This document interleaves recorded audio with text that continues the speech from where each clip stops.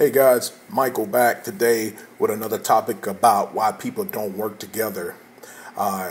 This is a video that I'm going to bring you that was recently done in collaboration with a young man named Sean Harris and Jerry Robinson. And they brought up a very interesting topic about why black people don't work together and collaborate more to help each other. So watch the video and let me know what you think. We've been talking about a lot, so we've recorded 2 podcasts. For sure. We've and then after that, we kind of sparked up a conversation about a lot of different things. But one of the main things is black people collaborating. I personally feel like, especially in our area of Hampton Road 757, Virginia, but also just in life itself, black people never come together and say like, yo, I know we do the same thing, but why don't we just come together? Not necessarily to work together or, build a company together, but like, yo, you do this thing, I do this thing. Let's see how we can work on this project together, or how can we collab on resources. So just want to have a quick conversation about that and just kind of talk about what, we think about that. So I think for me, I can never tell if people don't want to do it because there's no money in it, right? Like nobody ever looks at, like, it's not bigger picture. Like, what can you do for me right now? Right. And sometimes brainstorming doesn't necessarily turn into dollars. True. I think by coming together, I think there should be more conferences.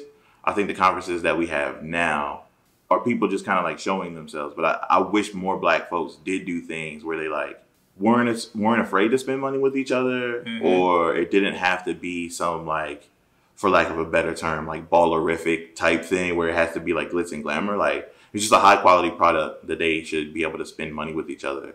And people of like skills should come together. Do you feel like it's more so like a crabs in a barrel thing? Because sometimes I feel like, a lot of black people don't want to see other black people rise above them. So why am I going to work with you to kind of make you maybe leapfrog over me? No, I don't think it's a crabs in a barrel thing. I used to think about that in some of the other cities I lived in. I think for a lot of times, nobody shares their game plan to success. I think a lot of times what happens is it is I got mine, you figure out how to get yours, which isn't a bad mentality. But it's more or less, it's hurtful because people need mentors, people need guidance in that way. I feel it's a disabling mentality because I'm just the type of guy, like, I'm going to get mine regardless. Right. So I feel like we talked about it before. Like, I'm the type of person, like this was basketball. If I'm going left, I'm going to tell you I'm going left, and there's nothing you can do to stop that. Right. But I feel like with just in life, so that's why with me, like, a lot of stuff on my social media is where I'm giving away, like, game on, like, yo, you should be doing X, Y, and Z to kind of build up your shit. And that doesn't hurt me. Like, I'm going to still get my money. Like, yeah, I think that's what people don't think of. Like, they don't think of the mindset of that because you're shining, it dulls the light on me, right? Like, you could be in the spotlight too, and we can still get money together in the same lane. I think a lot of times what we are told, like, I think when we met the last time, it's like we are told that space and digital for black folks is limited real estate, which we know that's not true. Right. There are plenty of people out here. We're watching a lot of these like white-owned companies and big companies get money doing the same exact thing. They're in competition with each other because of the way they do business. But sometimes even when they know they're in competition together, they still do business together though. Yeah, absolutely. Yeah. The thing is, I think like when we talk about situations too, like I would love to see more media companies reach out to folks like y'all and do like merger deals where they're like, look, man, we have an in-house super creative videographer that works independently. Let's just buy him out. Well, how much money would he make in a year? And we buy him out for a contract, put him on some type of contract or something like that, or contract out to you.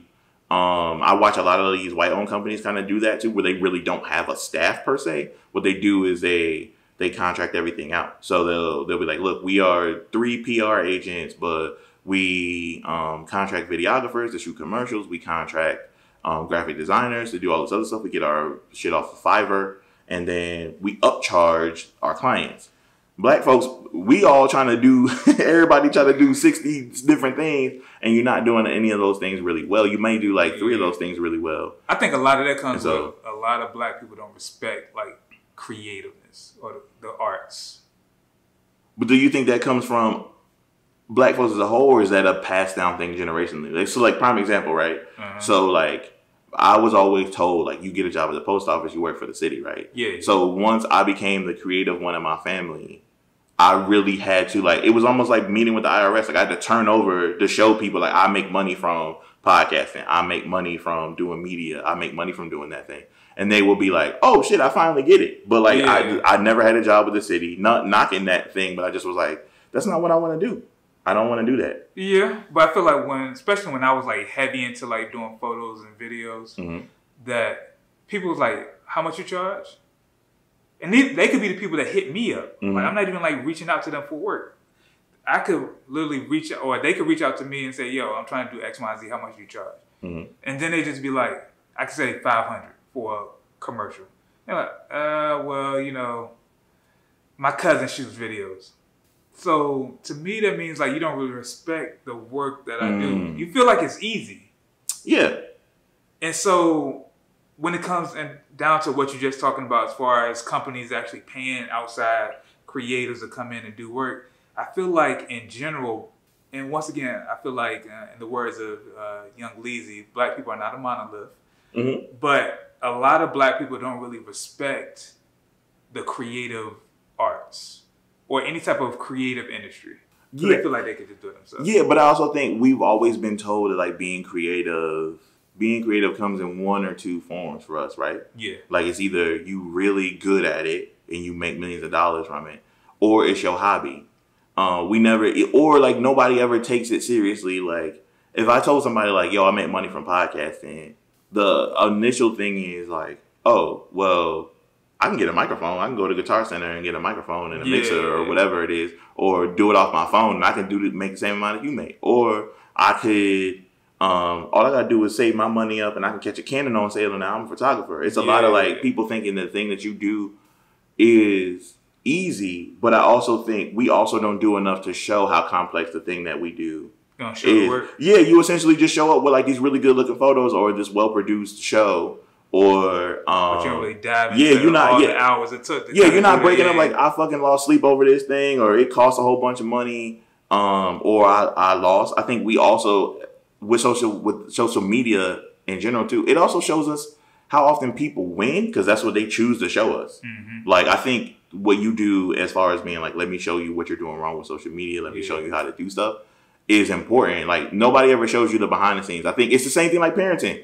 People with fucking kids. Y'all, it's everything is love, right? Like these kids is always blowing bubbles and it's all sweet and shit. Nobody ever shows you the blown up diaper. Nobody ever shows you the temper tantrum in the Walmart. Like nobody ever shows you that shit. It's everything is like they reciting the ABCs and like everything is rainbow and kittens. It don't work like that. That's not how it is. So like we need to show. We would come together if we showed how hard it is. But no, everybody wants to show you their successes, and that's just not what it's about. I'm trying to find a way to I want this whole platform to be a way for, I keep saying the word urban entrepreneurs or creators, but I really want like black and brown people to come together and like, you know what, let's get together and build some dope shit. So that's why I want to do more collab videos like this one where we just kind of sit around and just shoot the shit about a lot of stuff that plays us. But the issue that I've ran into that is because I look at creatives, white creators, like from what I've seen, they're dope people like, Peter McKinnon or Sarah Dietschy or Maddie that's always with Peter McKinnon or whatever. Or people down in Atlanta like Creative Ryan. They was like, you know what, let's all link together and let's actually build up this team. Or if you need work, I got you. Or, whatever the case may be. But I know there's been many times when people will like hit me up like, yo, you do so much great shit. You do X, Y, and Z. Especially when last year when I was like heavy into video. Where I was putting out like a video every week. People were saying that, but I was like, all right, bet. Let's link up and let's put together a YouTube video where we just kind of talk about shit like this or whatever. And it was always like, okay, we're going to do that. And then I hit them with all right, so when you're free, let's link up Friday. Like, oh, man, sign up or whatever. And then they'll just fall off the face of the earth.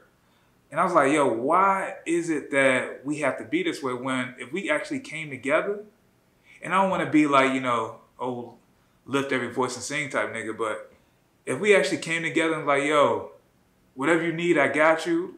And when money's in play, if you look out for me, I got you. Like, let's kind of make this shit work. All right, so that's fair, right? That's a fair assessment. But what happens when you feel like it doesn't swing? Like, are we doing favor for a favor? So, like, if I say, yo, I'm doing a new podcast, but I need you to shoot the first 3 episodes just so we get it out on the internet, whatever you need from me. Like, because sometimes people don't feel like their favors add up. Yeah, they favors that. Like, if you feel like you spend more hours editing the video than I did putting the audio together, right? Like, we come in here, we do the podcast. You like, yo, I'm gonna shoot these first 3 episodes because you asked me to do it. I'm your homie.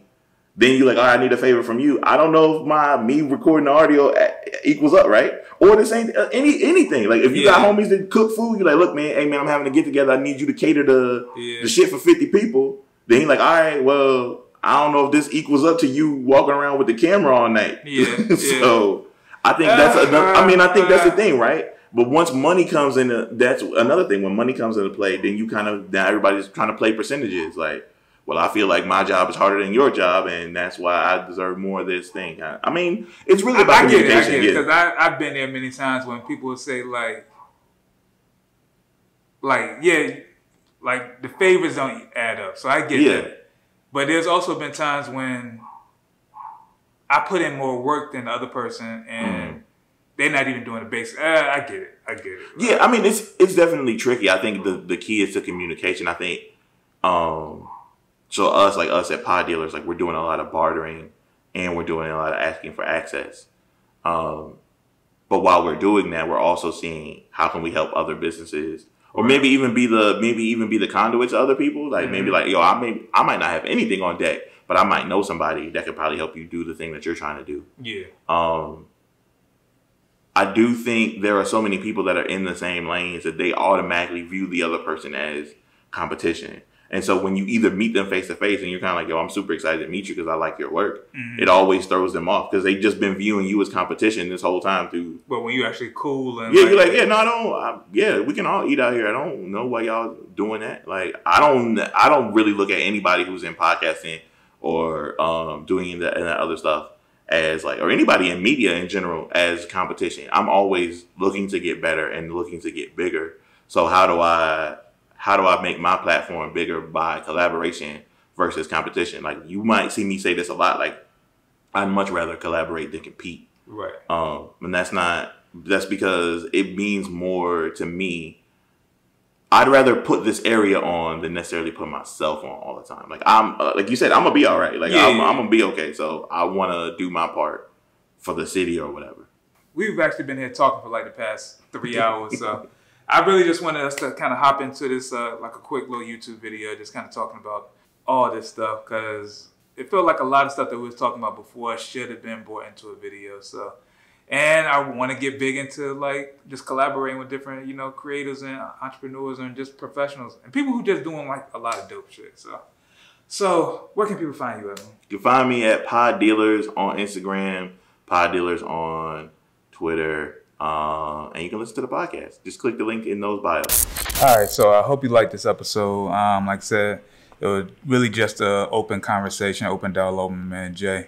We talked about a lot of stuff that I feel like Black artists, Black creators, Black entrepreneurs sometimes go through, or something that's kind of embedded in us from jump. So I want to actually talk about that. So before we get off of this video, one thing I want to do is just start shouting out maybe a couple people that maybe you guys should look out for on either YouTube or Instagram that is doing dope stuff. So the first person I kind of want to shout out is my man Alexander Chambers. He's on Instagram as thealexander.chambers. He's putting out a lot of dope content, a lot of dope visuals on Instagram right now. I'm trying to get him to come over to YouTube as well. But on Instagram, he's kind of killing it. He's out in Arizona, so make sure you follow him. I've never met him in person, but from our interactions online, on DMs, he's a dope dude. So make sure you holler at him.